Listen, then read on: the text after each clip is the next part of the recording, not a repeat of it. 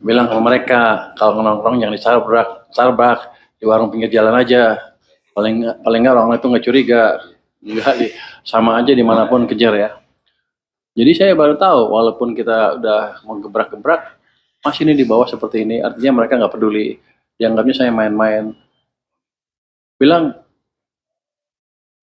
hari Senin ke depan kalau ada yang ketemu begini lagi, aku akan pecat. Walaupun katanya mencat pegawai negeri susah, saya akan pecat. Saya persulit sedikit. Kan kemarin kita bisa 2 hari yang lalu kita buka laporan ke Pak Purbaya lah, Pak Purbaya ya, WA Group. Ini laporan ini sudah masuk dalam 2 hari ini masuk berapa? 15.933 WA yang masuk kita. Yang ucapan selamat ada 2.459 ya, muji-muji lah, lumayan lah. Sisanya 13.285 sedang diverifikasi. Ini ada 10 yang udah mulai dikerjakan ya. Misalnya ini dari satu ya, yang panjang ini aja ya.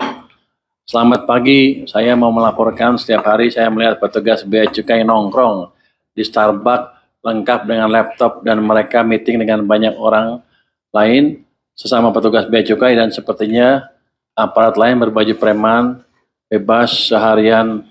Orang-orang ini di Starbucks setiap hari dan yang dibicarakan selalu tentang bisnis aset gimana, mengamankan aset baru, dapat kiriman mobil gimana, jualnya mohon diawasi dan ditindak. Saya wira swasta risih lihat bergerombol ngobrol keras-keras seharian setiap hari dengan baju dinas bea cukai. Wah, ya bea cukai sini siapa? Gimana anak buah lu begitu? Ini akan kita tindak ya. Ini lengkap tempatnya nih. Ini coba nih saya alamatnya lengkap, ini lengkap, jadi pasti bisa kita akan kejar. Coba jelasin dulu Dirjen Bea Cukai nih, mantan. Kenapa anak buah lu bisa begitu? Nanti kita cek Pak. Ini langsung habis ini kita deliver ke teman-teman yang di spot. Nanti kita lakukan verifikasi. Nanti kita lapor hasilnya. Bilang sama mereka kalau nongkrong jangan di Starbucks di warung pinggir jalan aja. Paling nggak orang itu nggak curiga. Nggak sama aja dimanapun kejar ya. Jadi saya baru tahu walaupun kita udah mau gebrak-gebrak masih ini di bawah seperti ini, artinya mereka nggak peduli. Dianggapnya saya main-main. Bilang hari Senin ke depan kalau ada yang ketemu begini lagi, aku akan pecat. Walaupun katanya mencat pegawai negeri susah, saya akan pecat. Saya persulit hidupnya. Masa nongkrong di Starbucks berpakai seragam, gak kira-kira lu. Kalau mau itu yang sopan-sopan dikit lah, paling nggak kelihatan. Ya, ini kan jadi kelihatan bahwa kalau mereka lapor bagus-bagus terus, ternyata di lapangannya begini. Nah ini yang justru kita minta masukan dari teman-teman masyarakat semua, biar kita betulin pelan-pelan. Yang satu lagi, Pak Menteri di Madura, kampung lu ya, terjadi penjualan pita rokok besar-besaran yang semua rata-rata dijual kembali dan dipakai untuk merek rokok lain. Kalau ini bisa ditertibkan, insya Allah akan banyak penambahan uang pajak masuk ke negara. Merugikan negara, semoga masukan dari saya bisa diterima untuk dievaluasi. Terima kasih banyak sudah memberikan ruang dan kesempatan terhadap masyarakat untuk memberikan informasi. Kami rakyat mendukung Pak Menkyu sepenuh jiwa dan raga. Wah, jiwa dan raga nih. Gimana tuh? Kampung lu gimana? Ini sudah perhatian Pak Jaka. Saya kira tinggal kita cek seminggu depan, Pak Menteri. Ini sebenarnya kan sudah lama saya dengar. Saya pikir tadinya mulai berhenti ketika saya mulai ngomong-ngomong seperti itu. Ya sepertinya selama ini dianggapnya kalau menteri jauh banget ke bawah, jadi nggak mungkin turun ke bawah. Makanya saya set up pengaduan ini untuk menerima masukan langsung dari masyarakat. Kalau saya dari pusat kan orangnya paling sedikit. Ini kayak crowd reporting. Ya. Jadi semua kirim masukan ke saya.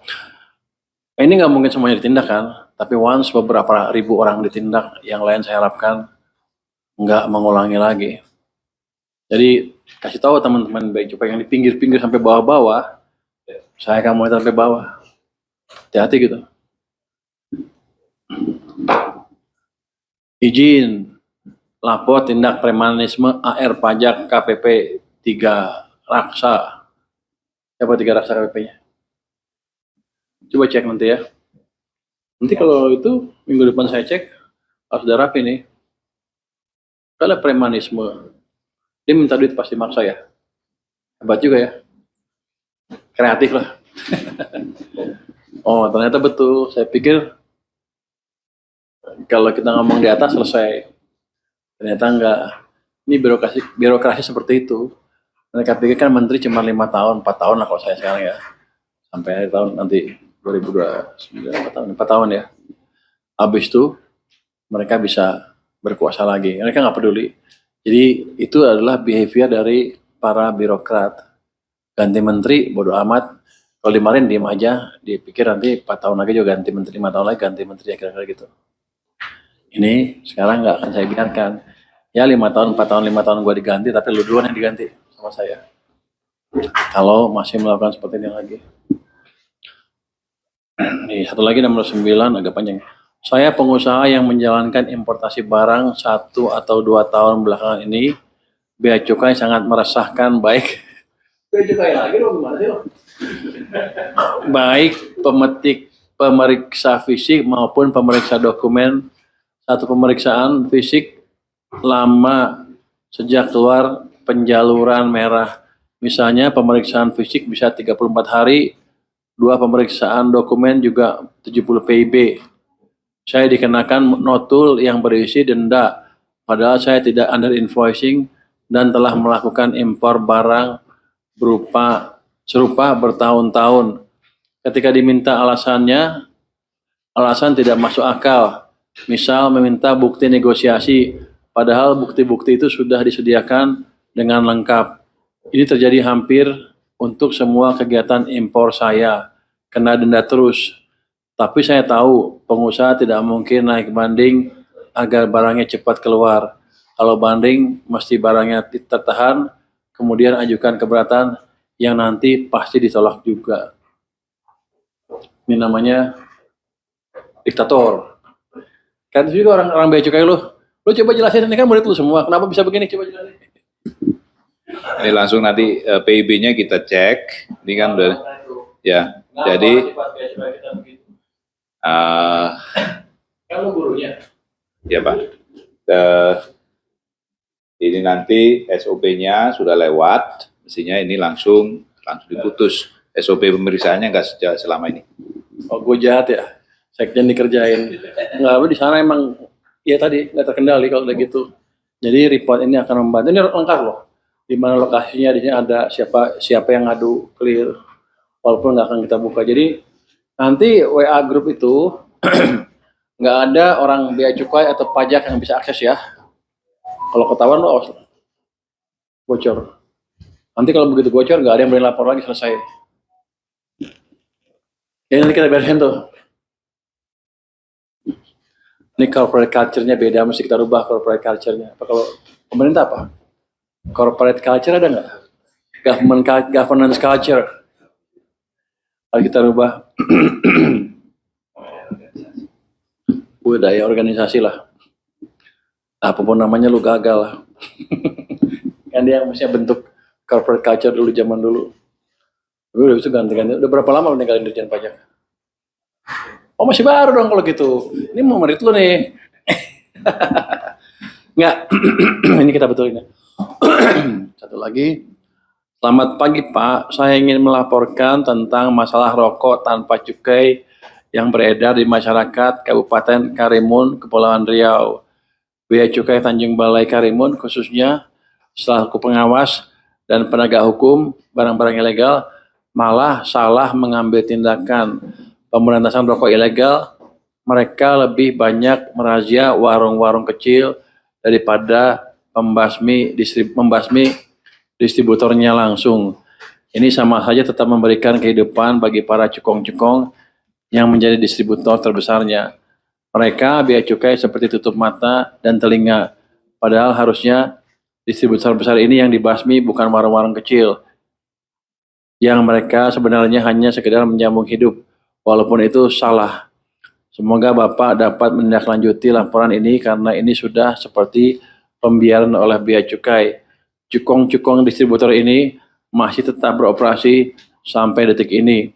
Terima kasih. Salam hormat warga Kabupaten Karimun, Kepulauan Riau. Nanti kita follow up ya Pak ya. Jadi gini, di kantor kami sudah membentuk satgas, tim khusus, bukan satgas, kalau satgas kan gede. Tim khusus beberapa orang aja. Di situ ada staf ahli saya dari bea cukai dan dari bekas pajak, Itjen dan pajak ya. Bekas pajak ya. Staf ahli itu kayak eselon 1 tapi tidak di struktural, tapi 1B, udah pengalaman cukup banyak. Itu akan melis, mereka kan tahu. Ini kan kayak gini kan pasti orang-orang bea cukai tahu siapa sih cukong-cukongnya. Dan saya suruh list di setiap daerah siapa cukong-cukongnya. Nanti kalau ada gangguan atau barang masuk dan link ke cukong tersebut, cukongnya kita proses. Katanya banyak backingnya paling orang bea cukai juga. Ya kan? Ada juga yang lain-lain. Tapi yang jelas akan kita bereskan itu. Ini hanya 9 dari, yang satu lagi panjang saya malas bacanya. Pada dasarnya seperti itu, jadi masukannya amat berguna buat kita dan kita akan follow up. Nggak main-main. Saya harapkan dengan gitu nanti governance culture-nya pemerintah atau bea cukai bisa berubah. Oke, itu mungkin dari saya. Baik, kita langsung buka sesi tanya jawab. Untuk penanya pertama, silakan, Acung. Ada penanya?